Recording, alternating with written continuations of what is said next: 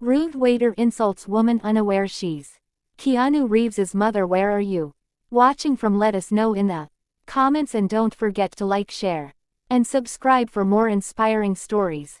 Or please complete our 1000 subscribers. How dare you even come in here dress like that? The waiter's sneering voice echoed through the upscale New York City restaurant, making heads turn. The woman, visibly flustered, held back tears, clutching her modest purse. Little did the waiter know he had just insulted the mother of Keanu Reeves. It was December 2003, a chilly evening in Manhattan. Patricia Taylor, a soft-spoken woman in her late 60s, had decided to treat herself to dinner at L'Oeuvre, an exclusive French restaurant she had read about in a travel guide. Patricia wasn't the type to splurge, preferring quiet dinners at home in Los Angeles, but she was in New York visiting her son, who had insisted she experienced the city in style. Dressed in a cozy wool coat and sensible shoes, Patricia entered the restaurant without a reservation, hoping they could find her a table. She wasn't looking for special treatment, she simply craved a warm meal and a new experience. But the moment she stepped inside, the head waiter Greg approached her with a condescending smirk. "Ma'am," Greg said loudly, looking her up and down, "we have a dress code here. We don't see casual diners." The words stung. Patricia, always humble and unassuming, glanced around at the other guests, her cheeks flushing as she noticed their judgmental stares. "But she began, her voice trembling. "I didn't realize." Greg interrupted her with a dismissive wave. "It's obvious, isn't it? This isn't a fast food joint. Maybe try somewhere more appropriate for you." Patricia stunned by his rudeness. She was no stranger to high society circles, having spent years as a costume designer in Hollywood, but she had never been treated with such disdain. Swallowing her pride, she stepped back, ready to leave, when another waiter, a younger man named Andrew, approached hesitantly. "Excuse me, ma'am," Andrew said gently, "please don't leave. Let me check if we can accommodate you." Greg scoffed. "Why bother? She clearly doesn't belong here."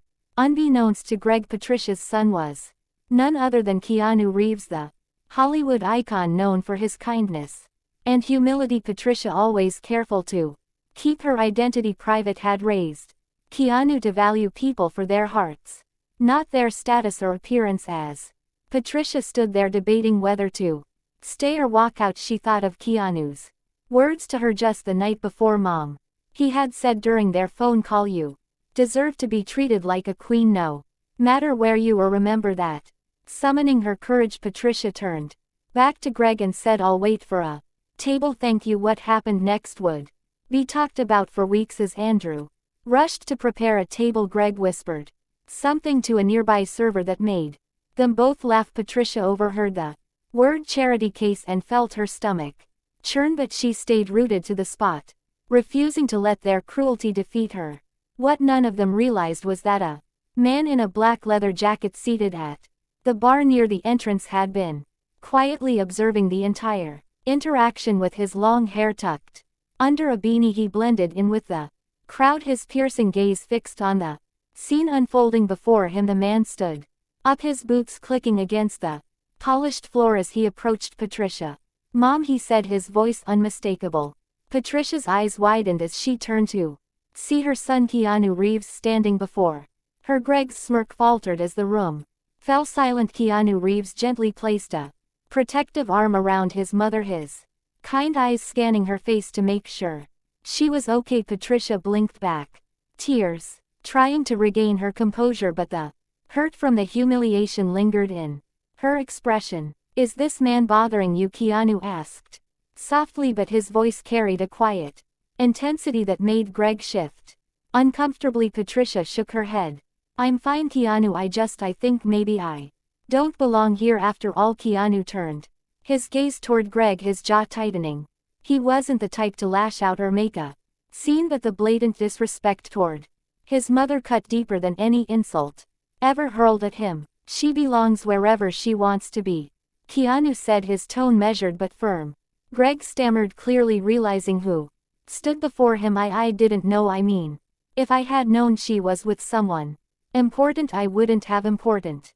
Keanu interrupted, his voice rising just enough to silence the murmurs around the room. She's important because she's a person, a human being that should have been enough. The room fell into an uncomfortable hush and Patricia placed a hand on her son's arm, whispering, Keanu, it's okay, let's just go somewhere else. But Keanu wasn't done. He turned to Andrew, the young waiter who had tried to help. Were you the one who tried to seat her? Andrew nodded nervously. Yes sir, thank you, Keanu said, his voice softening. He then reached into his pocket, pulling out a stack of crisp bills, handing in it to Andrew. He added, take this for being the only decent person here tonight. Andrew K. hands shook as he accepted the money, his face a mixture of gratitude and disbelief. Greg meanwhile looked mortified, as if the weight of his actions had finally settled in. Patricia, always gracious, leaned toward Andrew. Thank you, young man, you didn't have to stand up for me, but it means the world that you did. As mother and son turned to leave, Greg's voice broke through the silence. Wait.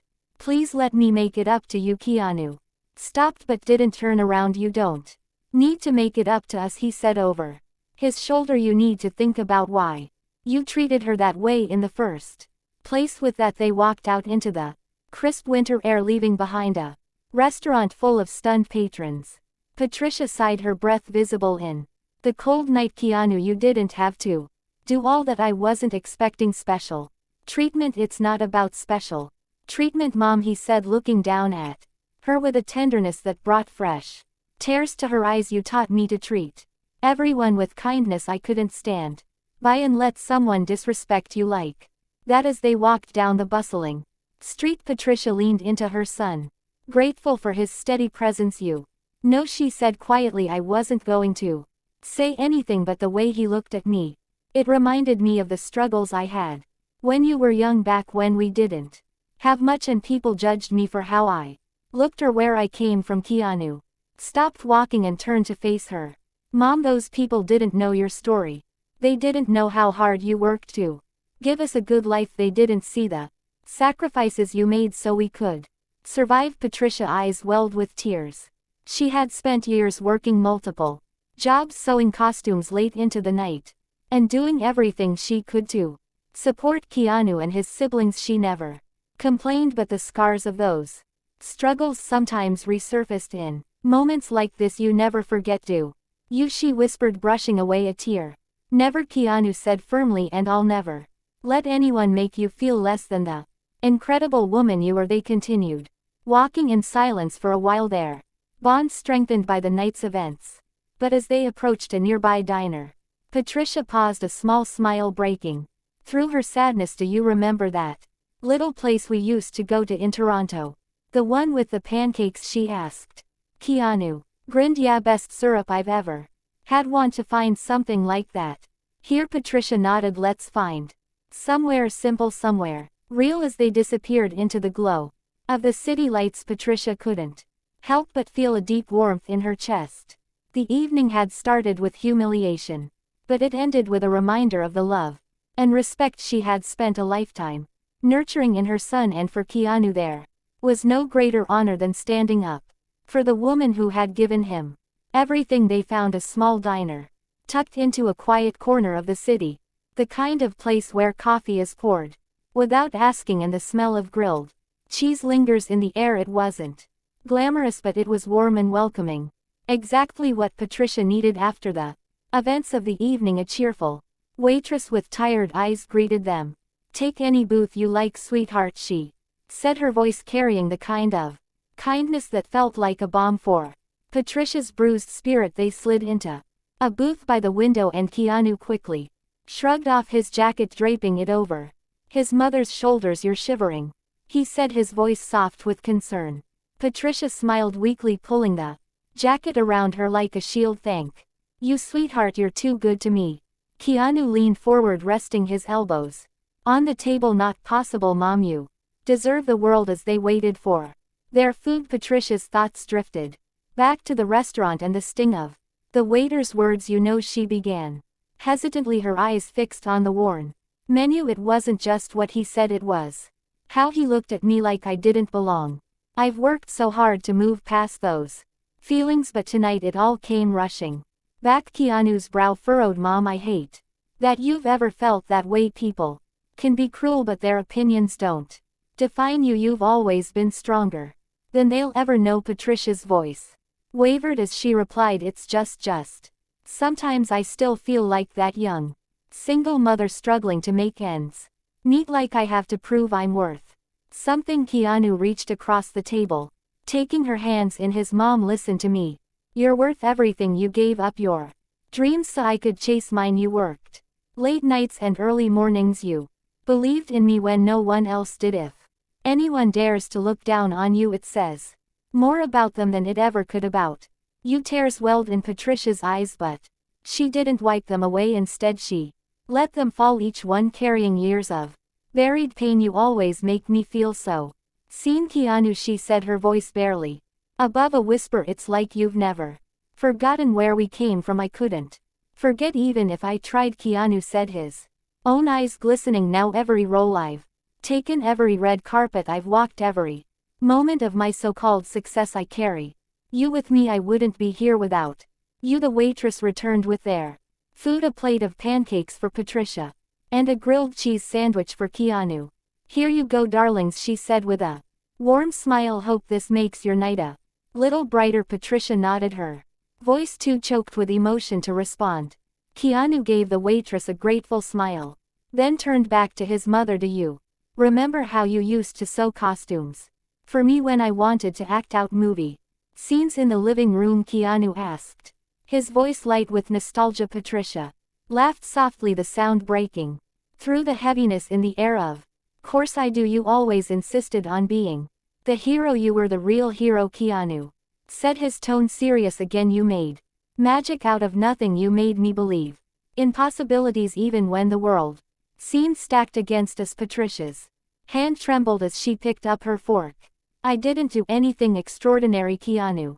I just loved you, and that, Keanu said, his voice thick with emotion, as the most extraordinary thing anyone's ever done for me. As they ate, the conversation drifted to happier memories. Snowy Christmases in Toronto. The first time Patricia saw one of Keanu's movies on the big screen, and the little traditions they had created over the years. By the time they left the diner, the weight of the evening had lifted, replaced by the quiet comfort of their unshakable bond. As they walked back to Patricia's hotel, Keanu wrapped an arm around her shoulders. You okay? he asked. Patricia looked up at him, her heart full despite the lingering ache. I'm more than okay, she said, because I have you. Keanu smiled, pressing a kiss to her temple. And I'll always have you, Mom. That night, as Patricia lay in bed, she thought about everything that had happened, the humiliation, the kindness of the young waiter, and the unwavering love of her son. Tears slipped down her cheeks